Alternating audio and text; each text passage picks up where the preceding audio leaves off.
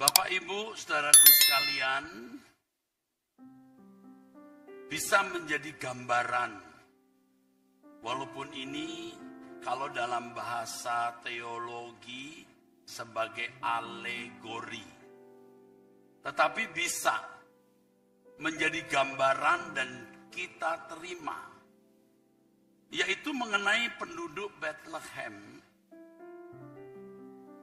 yang dikunjungi, dihadiri oleh anak Allah yang lahir di tengah-tengah mereka, tetapi mereka tidak mengenalinya.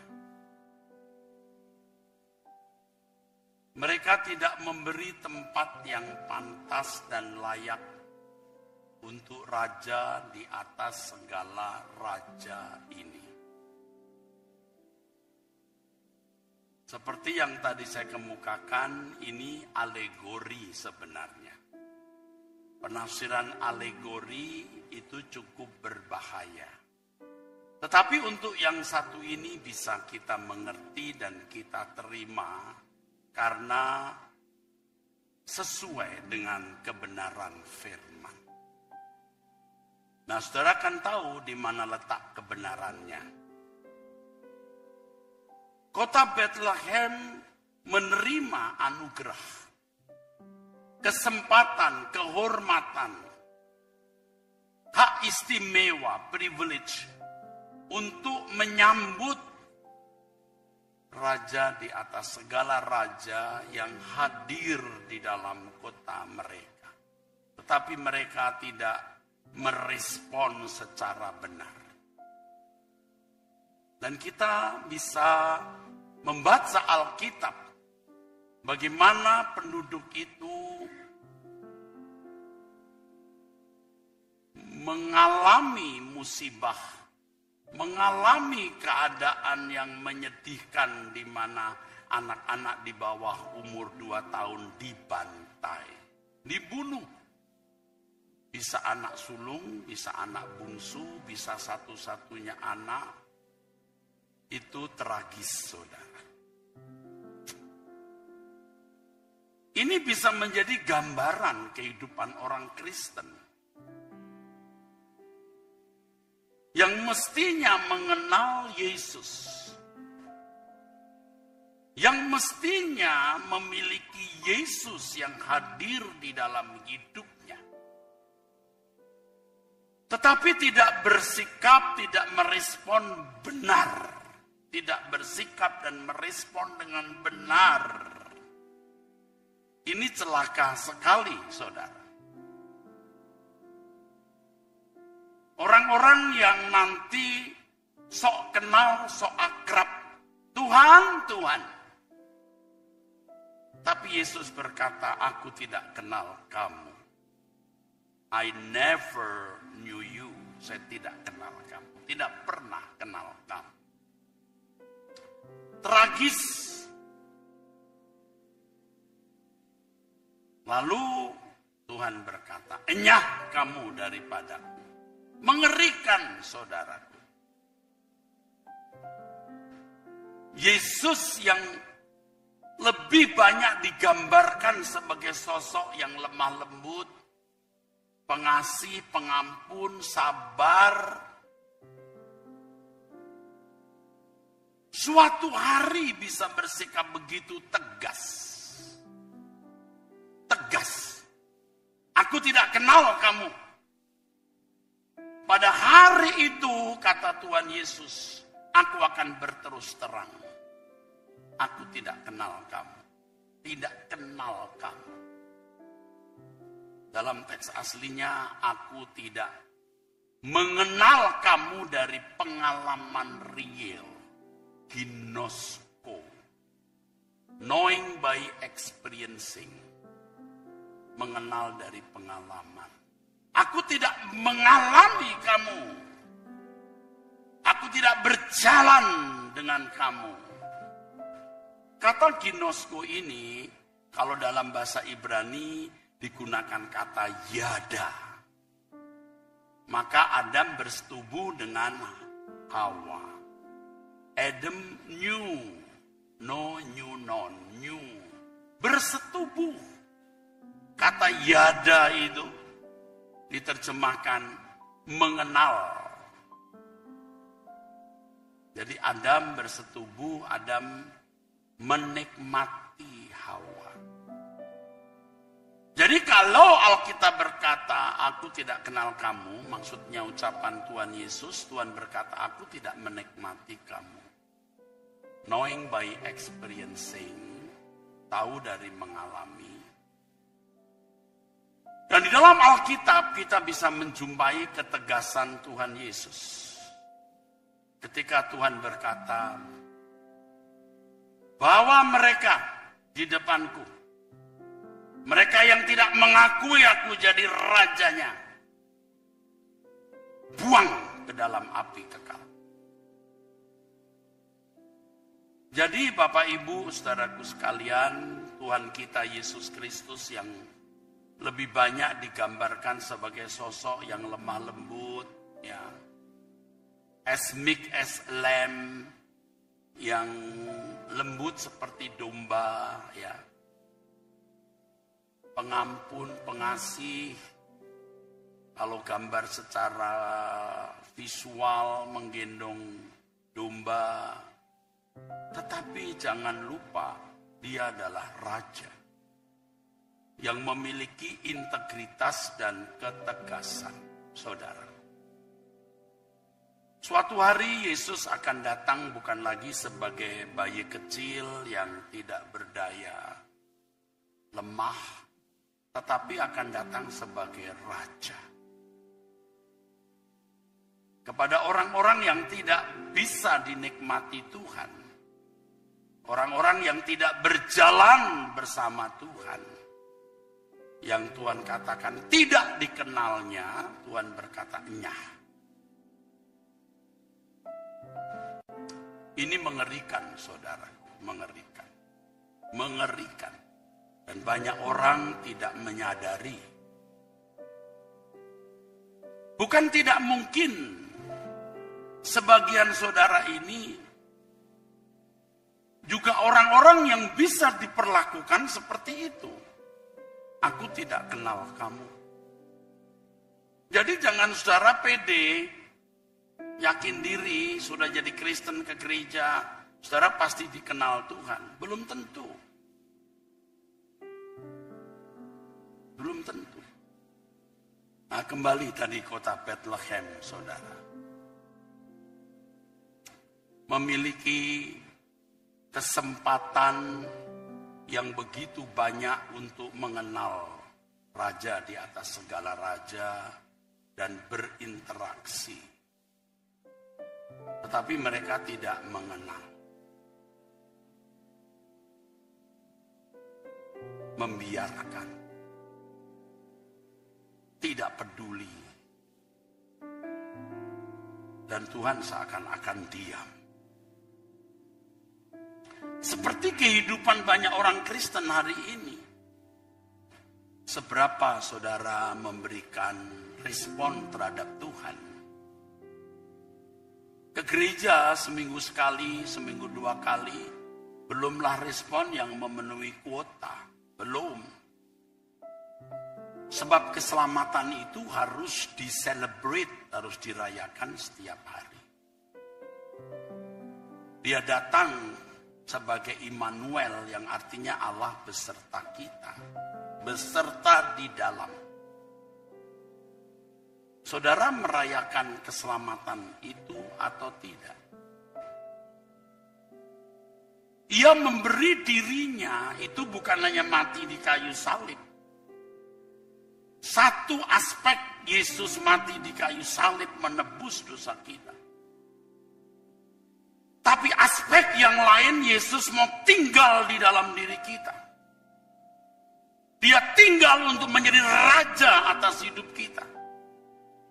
Untuk bisa mengambil alih kodrat dosa kita menjadi kodrat ilahi. Yang karenanya kita bisa berkata hidupku bukan aku lagi tapi Kristus. Seorang yang diurapi seperti dia. Itulah sebabnya Tuhan kita Yesus Kristus yang mulia berkata, Dagingku benar-benar makanan. Darahku benar-benar minuman. Makan, minum, benar-benar. Itu tidak boleh kita pahami secara letterloh, harafiah. Ya, ini kan sebuah kiasan atau figuratif. Kita makan dagingnya, kita minum darahnya. Artinya kita mengenakan hidupnya. Dan ini bukan proses 1 hari. Bukan 1 bulan, 1 tahun, 2 tahun. Ini proses 70, 80, 100 tahun. Yang satu kali ketika kita pulang ke surga, dia menjumpai potretnya dalam diri kita. Dan itu baru bisa dinikmati oleh Tuhan. Kalau sekarang Tuhan menikmati kita, mual, menjijikkan, busuk. Karena tidak sinkron dengan seleranya. Artinya tidak sepikiran dan seperasaan dengan dia. Padahal firman Tuhan mengatakan, hendaklah kamu dalam hidupmu bersama menaruh pikiran dan perasaan. Phroneo. Artinya kamu harus memiliki attitude, sikap.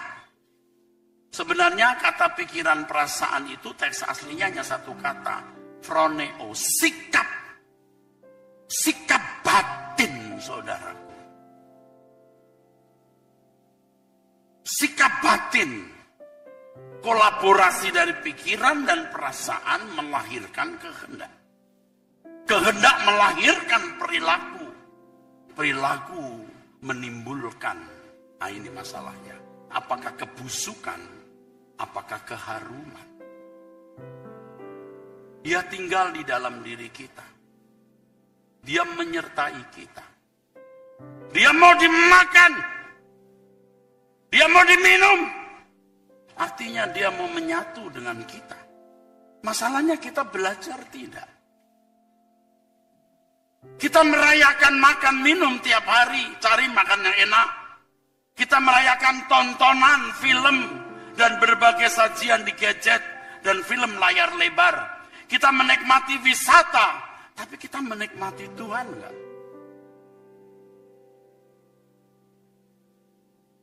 Memang tidak mudah menikmati Tuhan. Orang yang baru merokok, pertama batuk-batuk, pusing, apalagi narkoba. Tapi kalau sudah terus mengkonsumsi, dia nggak bisa lepas. Kenapa untuk Tuhan kita tidak buat begitu? Batuk-batuk nggak cocok dengan daging kita. Suruh mengalah, suruh hidup suci, suruh tidak banyak ngomong untuk bisa menerima orang lain sebagaimana adanya, untuk melepaskan kesenangan-kesenangan dunia. Batuk kita, saudara, pahit. Tapi kalau kita belajar terus, kita tidak bisa lepas. Sampai kita bisa berkata, ku perlu kau lebih dari nafasku. Ku perlu kau lebih dari darah dalam dagingku. I can't live without you, Lord. Dan banyak orang Kristen nggak ngerti, Bapak Ibu, nggak ngerti. Saya bukan mau mengatakan saya paling ngerti atau paling benar atau paling suci. Tapi yang saya katakan ini benar banget, saudara. Paham nggak? Dan saudara tidak sekolah kehidupan yang Yesus berkata, aku menyertai kamu. Dia menyertai bukan hanya sekedar mau melindungi dan menjaga. Aku menyertai kamu untuk mendidik as a teacher, sebagai guru. Ajar mereka melakukan segala sesuatu yang kuperintahkan. Gereja harus mengajar dan Roh Kudus akan bekerja mewakili Bapa dan Yesus di dalam diri kita, yang mau membuat kita menjadi manusia yang bisa dinikmati oleh Allah. Saudara kan sangat menyesal loh kalau tidak perhatikan ucapan saya ini. Anda kan sangat menyesal.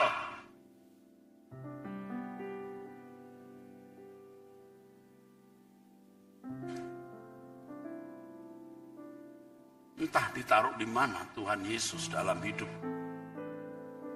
hanya dijumpai hari Minggu. Selebihnya pikiranmu habis untuk banyak perkara. Bukan tidak boleh. Kita punya kesibukan, punya tanggung jawab yang harus kita penuhi. Tapi harus ada waktu di mana kita berjumpa dengan Tuhan. Dan perjumpaan itu harus menginspirasi dan mewarnai seluruh jam-jam yang kita miliki. Di mana kita diajar untuk menikmati Tuhan. Men-celebrate Tuhan. Kapan kita men-celebrate Dia? Waktu Anda naik mobil di serempet mobil lain. Anda menikmati Tuhan. Tuhan berkata, sabar. Dia buru-buru, mungkin istrinya hamil mau melahirkan. Ya. Sabar. Anda diperlakukan sewenang-wenang oleh mertua misalnya. Tuhan bilang sabar. Jangan pakai ukuran bajumu ke ukuran badan mertuamu. Beda. Iblis berkata, kalau kamu tidak bersikap tegas, dia kurang ajar. Kasih pelajaran. Supaya dia tidak berbuat itu untuk orang lain. Jadi sebelum dia terkam, kamu terkam dulu. Tapi Roh Kudus pasti bicara beda. Dan kalau kita menuruti suara Roh Kudus itu, kita merayakan Tuhan dalam hidup kita. Boleh tepuk tangan. Kasihan Bapak Ibu, wajahmu masih wajah dunia. Padahal Tuhan menghendaki kita serupa dengan Yesus, bukan serupa dengan dunia ini. Roma 12 ayat yang kedua.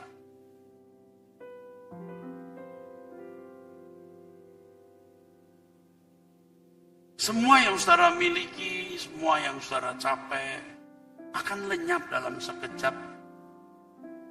Tidak masalah saudara kaya atau miskin, punya jodoh atau tidak, punya anak atau mandul, apapun keadaanmu, sebenarnya tidak boleh menjadi masalah besar, walaupun itu masalah. Tetapi kalau saudara memandang dengan perspektif yang benar, masalah itu nutrisi jiwa, berkat abadi. Kalau kau tidak mengalami itu, kamu kebablasan, nak. Itu dirangkai Tuhan menjadi permata dalam hidup saudara. Dalam penderitaan yang saudara alami, saudara merayakan Tuhan. Saudara tidak pernah punya penderitaan, saudara tidak pernah dimusuhi orang, saudara tidak pernah menghadapi pencobaan-pencobaan. Anda nggak mungkin merayakan Tuhan, justru merayakan keselamatan itu ketika saudara menghadapi persoalan, pergumulan, kesulitan. Dan Roh Kudus akan menuntun saudara bagaimana saudara bersikap. Aku beserta kamu. Jadi kalau sering orang berkata, Tuhan beserta kita ya Pak. Iya, tapi beserta untuk apa?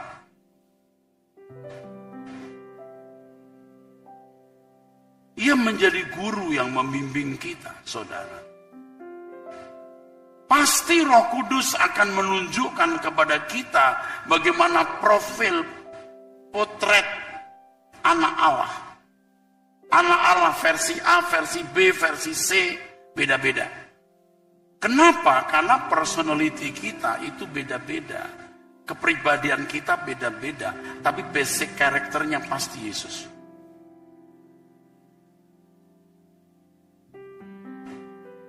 Jadi secara istimewa Tuhan itu berurusan dengan saudara pribadi lepas pribadi. Itu hebat sekali saudara. Kalau saudara memberi perhatian kepada Tuhan secara proporsional atau secara benar, saudara akan bisa mengerti jejak Tuhan dalam hidup saudara. Itu baru namanya bertuhan. Orang yang beragama belum tentu bertuhan, tapi orang bertuhan pasti beragama. Dan Tuhan mau berjalan bersama kita. Dia seperti jarum yang jatuh di tumbukan jerami, betul. Tapi kalau serius mencari, kita akan menemukan.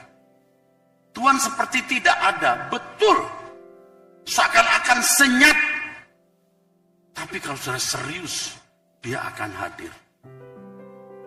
Firman Tuhan mengatakan, bangunlah hai kamu yang tidur. Maka Tuhan akan bercahaya kepadamu. Saudara seperti tidur. Tuhan tidak diperlakukan secara benar. Saya sering mengatakan, the Lord is the only world I have. Tuhan itu satu-satunya dunia.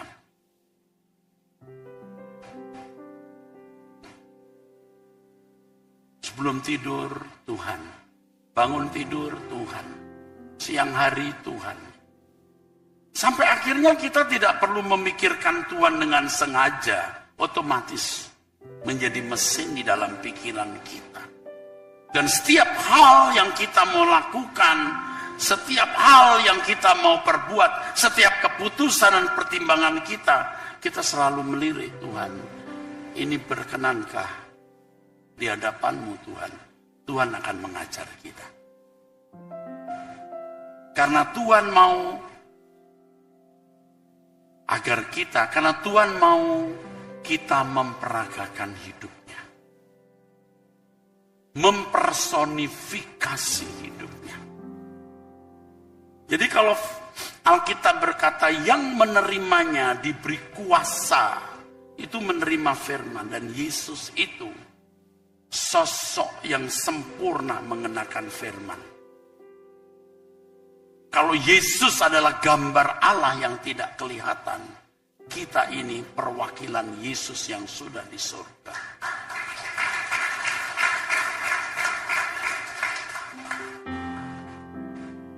Nggak muluk-muluk, saudara. Saudara mau nyari apa? Dengan wajah yang tidak patut, kita tidak bisa memandang dia. Harus wajah yang patut. Saat ku pulang menghadap Bapa, hanya Engkau yang kumiliki. Saudara tidak akan bisa memiliki Tuhan Yesus tanpa memiliki karakternya atau sifat-sifatnya.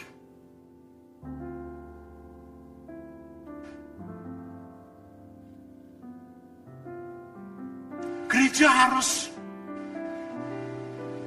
upset, cemas, melihat kehidupan dunia ini.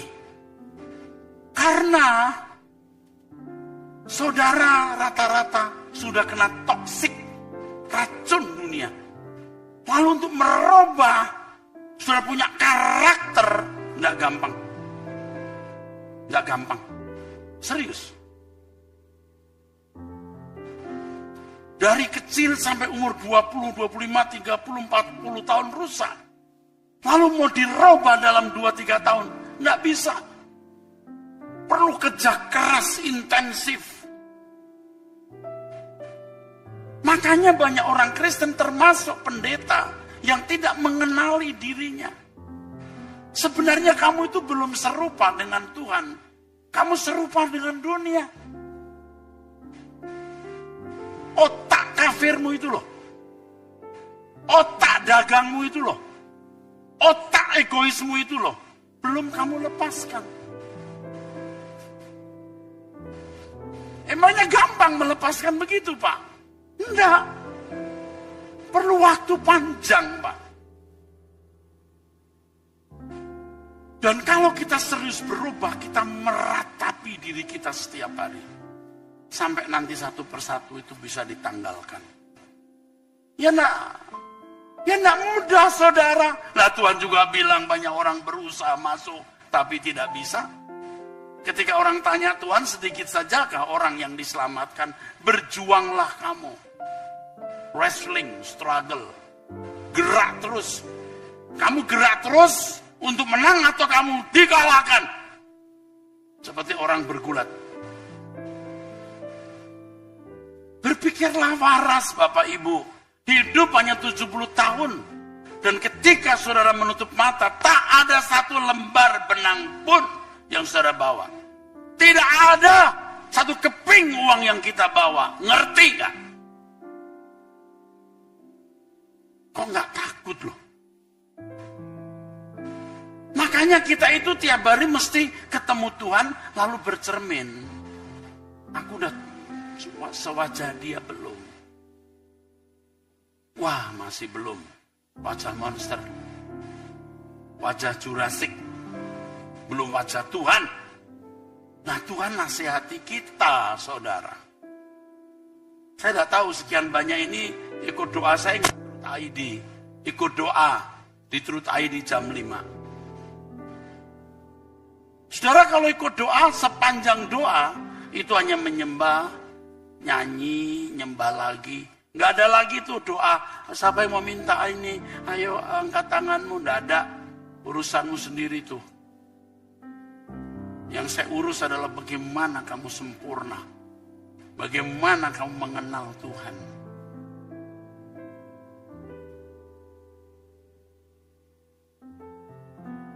Jangan keburu tua, kita nggak bisa berubah. Serius. Dan malangnya Pak, nggak sadar kalau dia nggak berubah. Nggak sadar dia jelek. Sedih itu.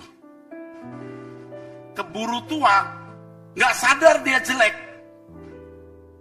Ngeri saudara, begitu mati baru gemetar. Lalu Anda nggak bisa berkata, saya nggak tahu Tuhan kalau saya jelek. Kamu nggak pernah mempersoalkan keadaanmu. Kamu nggak pernah bercermin. Yang kau bercermin dengan dunia. Wah, aku belum punya arloji merek itu. Wah, mobilku belum merek ini. Kalau merek ini keren dilihat orang, kan begitu.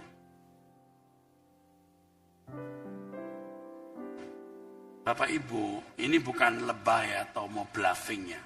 Dunia itu rusak banget. Rusak banget. Rusak sak. Bukan hanya orang-orang Kristen, termasuk pendeta-pendetanya. Termasuk gereja secara institusi. Ini bukan mau jelekin siapa-siapa. Ya saudara, periksa diri deh. Ngomong begini supaya saudara sadar. Saudara jangan lihat siapa-siapa, temui Tuhan. Saudara juga tidak saya paksa percaya ke saya. You tanya Tuhan, Erastus ini sesat atau tidak? Coba tanya. Tuhan pasti bisa menjawab dengan tepat. Kalau kata orang, menurut saya, pasti meleset kamu.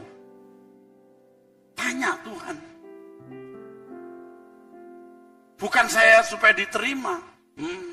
Kalau sudah khotbah seperti ini, saudara, udah nggak pusing, saudara. Bawaannya cuma mau pulang aja. Tapi karena saya harus menyelesaikan tugas, saya harus kerja keras. Sebab sebagian saudara ini ya, banyak yang jauh dari wajah Yesus. Betul. Menurut teropongan roh saya. Apa ya sok tahu. Saya tanya, Yesus berkata, bukan orang yang berseru kepadaku Tuhan, Tuhan yang masuk surga. Tapi orang yang melakukan kehendak Bapa. Amin. Amin. Oke, tepuk tangan. Oke. Sekarang saya tanya, saudara sudah melakukan kehendak Bapa?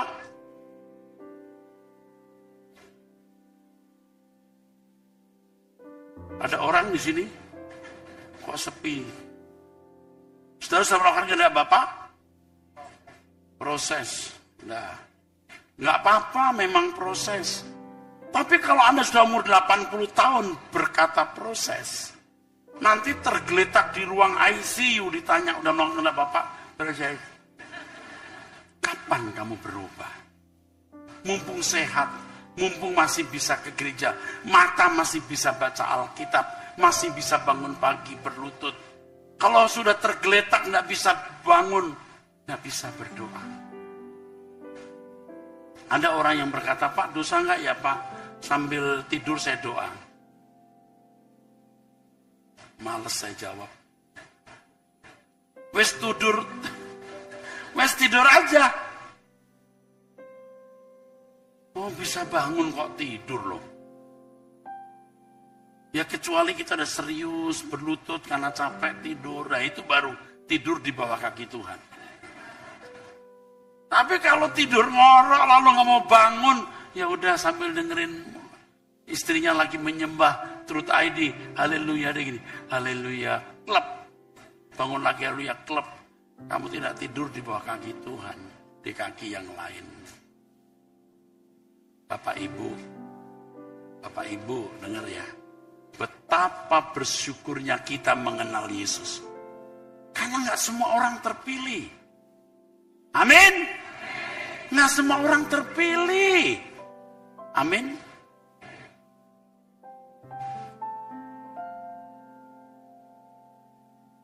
Belajar terus mengenal Tuhan, berdoa supaya kamu cantik. Cantik. Cantik di hadapan Tuhan. Amin. Ya nak, cantik di mata manusia itu nggak ada artinya. Sebab kamu cantik hari ini, 30 tahun lagi lodoh kabeh. Loh, betul nggak Bu? Keriput habis. Tapi walaupun manusia lahiriah kita merosot, manusia batiniah kita dibaharui. Ya nggak Bu? Ibu kalau punya foto waktu 18 tahun, piauliang. Cente, piauliang. Sekarang, lebih piauliang. Di mata Tuhan. Jangan makin tahun makin rusak. Kita itu bersyukur.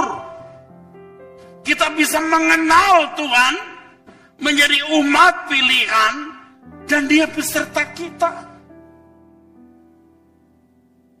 Waktu kita Kristen baru menjadi Kristen, saudara. Ya, urusan kita itu, saudara, masalah-masalah dunia fana. Masalah-masalah dunia fana. Tuhan maklum. Tuhan, aku belum kerja, kasih kerja. Tuhan, aku udah kerja, gajiku kurang gede, tambahin. Tuhan itu baik. Tuhan, aku masih sendiri, kesepian Tuhan. Tolonglah aku Tuhan. Pak, aku enggak laku-laku Tuhan. Tolonglah buat aku bisa laku di pasaran. Dari perjaga ting-ting sampai tong-tong. Tuhan kasih jodoh. Tuhan, aku sudah menikah, kok belum punya anak. Tuhan bisa kasih anak. Tapi kalau saudara terus yang diomongin berkat jasmani, Tuhan tidak berkenan, saudaraku. Kenapa kamu urusan untuk hal-hal fana? Aku sediakan yang lebih dari sekedar harta, jodoh, anak. Sekarang urusan denganku, menyangkut kehidupan kekalmu. Wajahmu ini, apakah sudah berkenan di hadapan Bapa? Kamu belum bisa menjadi kebanggaanku, kata Tuhan. Kalau saudara hari ini dipanggil pulang, artinya meninggal dunia ya. Kira-kira Tuhan Yesus puaskah dengan keadaan saudara? Kira-kira Tuhan Yesus puaskah dengan keadaan saudara? Kira-kira Tuhan Yesus bisa membanggakan kita tidak di hadapan Bapa di surga? Saya udah 3 kali pertanyaan, gak ada jawaban.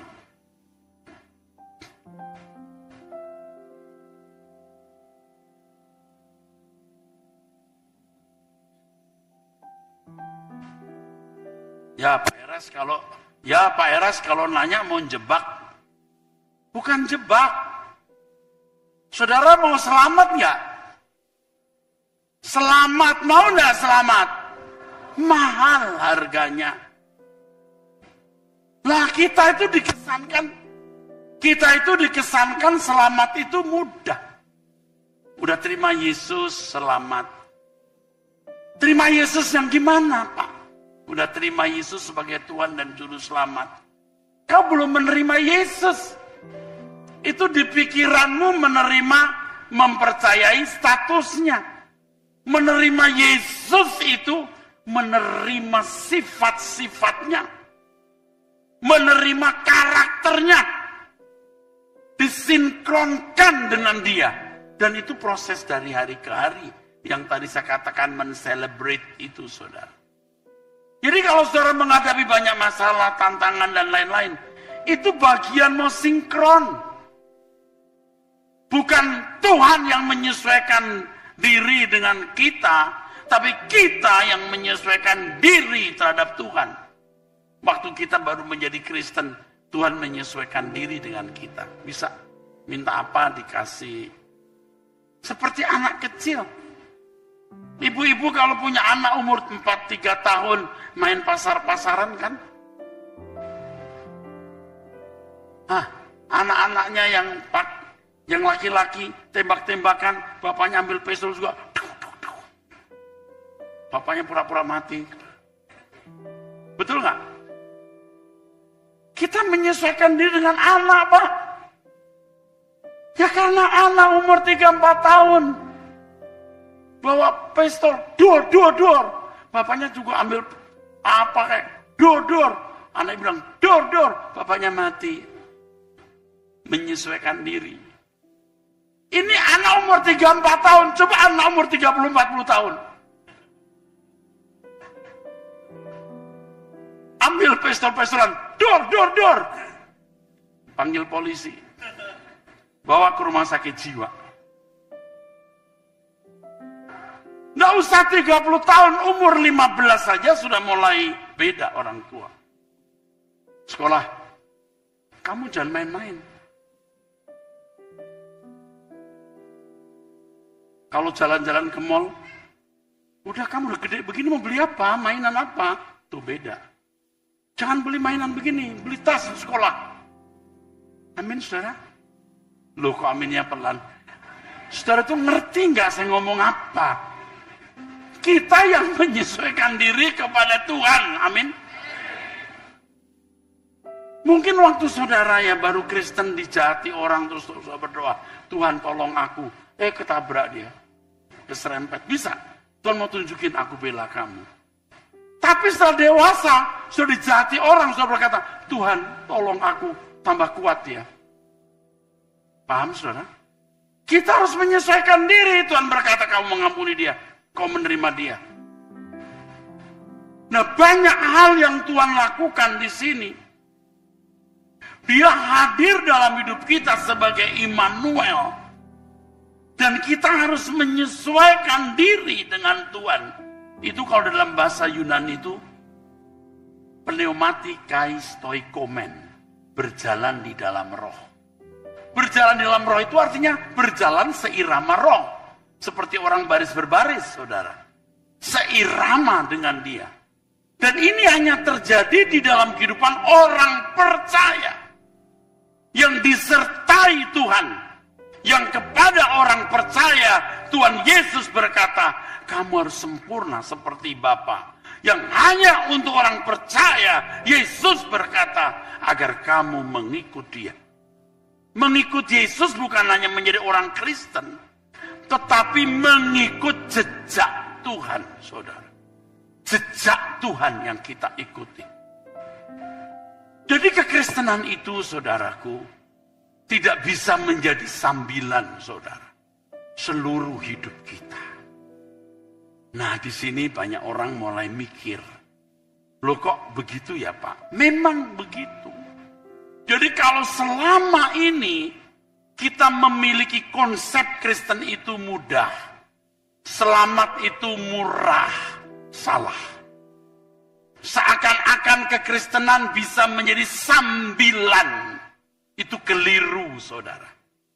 Berkali-kali saya mengatakan bahwa kekristenan itu seluruh hidup kita. Hidup kita disita oleh kekristenan itu. Oleh sebab itu, saudara-saudara sekalian, sudah saatnya kita sebagai orang Kristen bukan menjadi Kristen liturgi di dalam gereja. Tapi Kristen yang berjalan dengan Tuhan setiap hari, men-celebrate, merayakan keselamatan. Bapak Ibu paham nggak yang saya katakan?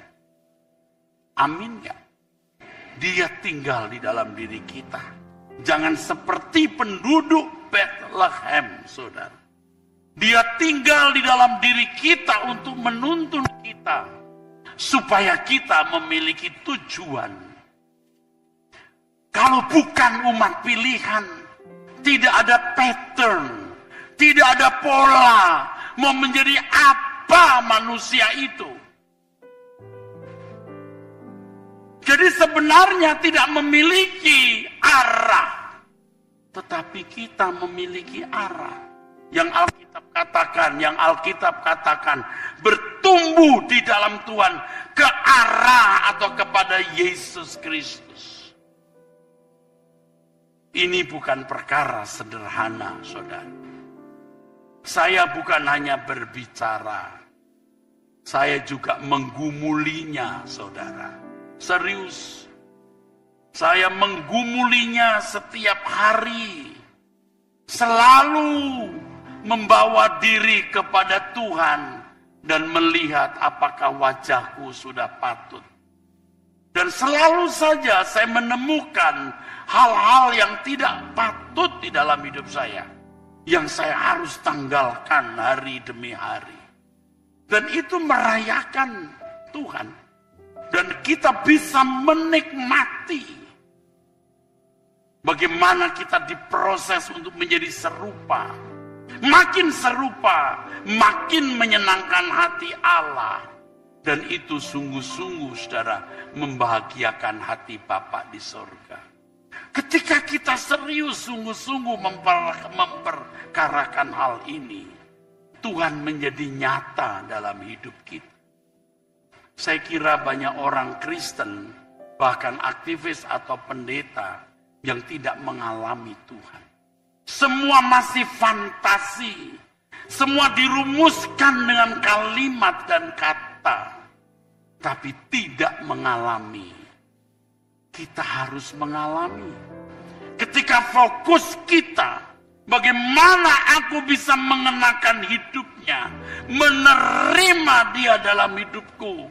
Aku berusaha untuk memiliki sifat-sifatnya, mengenakan karakternya. Tuhan baru nyata dalam hidup kita. Dan kita baru bisa dinikmati oleh Tuhan. Yang suatu saat Tuhan berkata, aku kenal kamu, aku menikmati kamu. Bapak Ibu saudaraku sekalian, masuk surga, diterima di rumah Bapa, itu bukan sekedar keyakinan, tetapi pengalaman. Jadi kita bisa masuk surga atau tidak, itu sudah kita rasakan sejak kita hidup. Serius. Itulah sebabnya dalam doa Bapa kami, Tuhan Yesus mengajarkan, datanglah kerajaan-Mu. Menghadirkan pemerintahan Allah dalam hidup kita. Untuk menjadi anggota keluarga kerajaan Allah. Mengalami Tuhan. Bagaimana Tuhan merasakan kita. Kita mendukakan Tuhan atau menyenangkan Dia. Harus kita rasakan. Jika tidak, kita harus serius memperkarakannya. Selidiki aku Tuhan, periksa aku.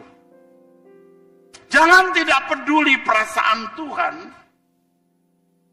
Kalau selama ini saudara tidak peduli perasaan Tuhan, mulai malam ini perkarakan itu.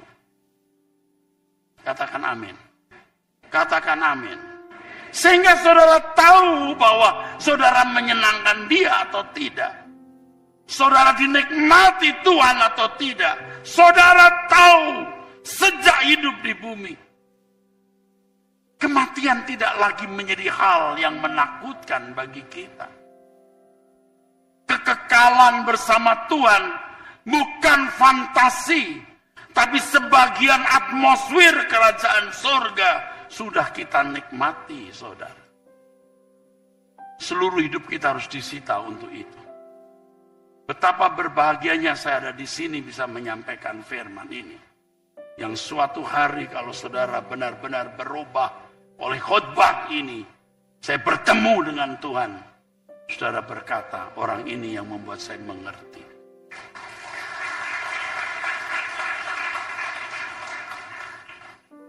Bapak Ibu, saudaraku sekalian, kita harus serius memperkarakan apakah hidup kita hari ini sungguh-sungguh sudah dinikmati Tuhan atau belum. Ada lagu-lagu saya yang kalimatnya kira-kira menjadi bunga harum, yang mempesona, menjadi nyanyian, yang indah kau dengar, seperti bunga yang harum.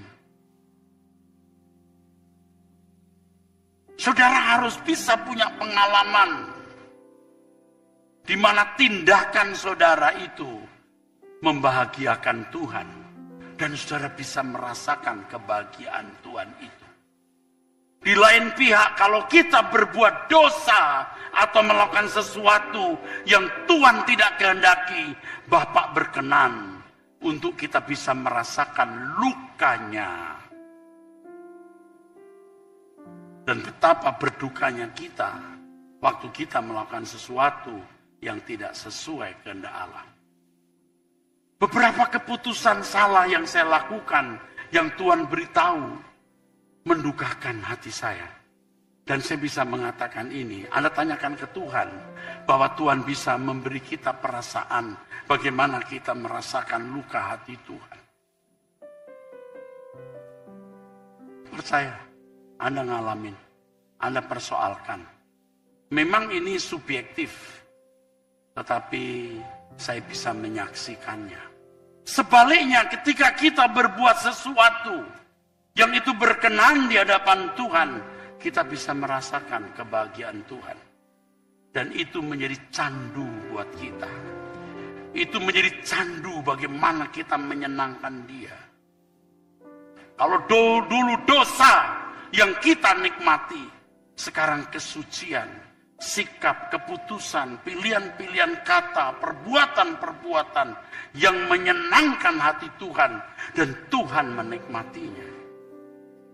Ketika Tuhan memberi kita kesempatan berbuat dosa, kita menolak kesempatan itu, sakit daging kita, tapi kita merasakan kebahagiaan Tuhan. Ketika kita membelah roti kita, membagi roti kita, membagi hidup kita untuk orang lain, Tuhan dibahagiakan dan kita menikmati kebahagiaan itu. Yang jika itu kita lakukan terus-menerus, Tuhan akan mempercayakan bebannya di hati kita. Sehingga pelayanan seperti ini bukan sekedar aktivitas gereja, tapi beban yang menggerakkan kita melayani orang lain. Kerinduan supaya orang lain diubah, kerinduan supaya orang lain diselamatkan, saudara.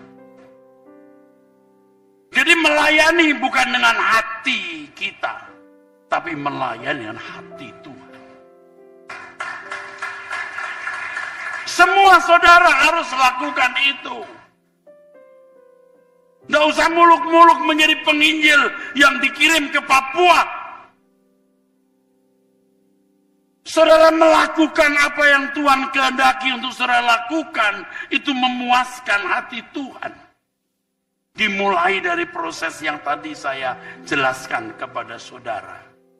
Dari merayakan Tuhan lewat pergumulan dan persoalan sampai kita sinkron dengan Tuhan.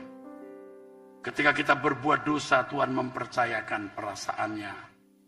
Betapa luka dia. Kita bisa berjam-jam menangis di kaki Tuhan. Mengapa aku sebodoh itu, Tuhan? Tetapi sebaliknya ketika kita berbuat sesuatu yang menyenangkan hati Tuhan, kita bisa merasakan kebahagiaannya. Dan jika itu berlangsung terus, Tuhan akan mempercayakan beban-bebannya dalam hidup kita. Saudara akan dipertemukan orang-orang yang saudara harus perhatikan. Seperti orang kaya di Lukas pasal 16 adalah Lazarus yang dipercayakan Tuhan kepada saudara. Jadi saya harap aktivis hamba Tuhan di sini semua melayani karena beban dari Tuhan, bukan sekedar aktivitas. Saudara akan mengasihi jiwa-jiwa. Saudara baru bisa mengerti bahwa Tuhan tidak mengendaki seorang pun binasa. Waktu, tenaga, pikiran, uang jadi tidak berarti. Yang itu tidak akan bisa dimengerti orang. Karena beban ini hanya dipercayakan kepada orang-orang yang layak menerima beban itu.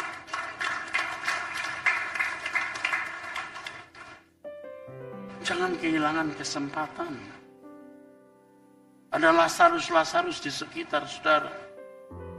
Dan ketika saudara memperagakan perasaannya, ada keharuman yang Tuhan cium di surga.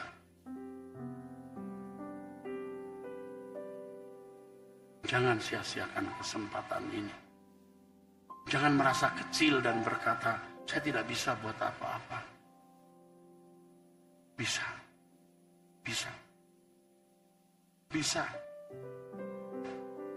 Tuhan tidak diskriminatif. Tergantung respon kita, saudara. Jangan seperti penduduk Bethlehem. Kasihan. Akhirnya celaka mereka.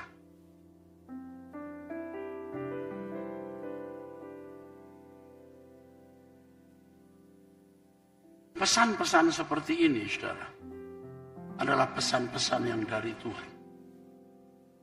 Ini bukan pesan yang ditulis di atas kertas, lalu disampaikan ke saudara. Ini pesan yang diterima dari kehidupan seorang yang setiap hari berjalan dengan Tuhan. Yang harus sudah mematikan daging dan mematikan kesenangannya terhadap dunia. Betapa berharganya saudara. Betapa berharganya. Saudara bisa menjadi orang-orang yang luar biasa. Karena Yesus berkata, seperti Bapa mengutus aku. Aku mengutus kamu. Semua keagungan yang kumiliki, kata Tuhan, aku titipkan kepadamu. Supaya kau meneruskannya kepada orang lain. Tohilama syakanas ketos pias.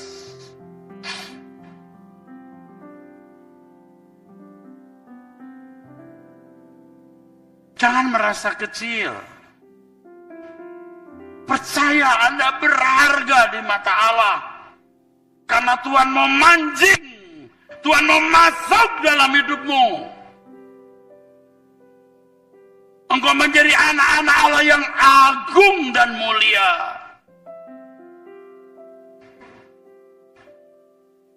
Kau berharga yang untuk saudara dia datang ke bumi dan mati di kayu salib. Saudara berharga lebih dari yang saudara bayangkan. Saudara bernilai di hadapan Allah lebih dari yang saudara pikirkan. Jangan takut dengan kebutuhanmu. Tuhan tahu itu dicari bangsa-bangsa yang tidak mengenal Allah. Jangan takut terhadap orang-orang yang memusuhimu. Dia akan membela saudara. Jangan takut terhadap nasib anak-anakmu. Keturunanmu, Allah yang berperkara. Ketika engkau memperhatikan pekerjaan Tuhan, Dia akan memperhatikan orang-orang yang kau kasihi. Jangan main-main. Satu kalimat, jangan lawan Tuhan. Amin.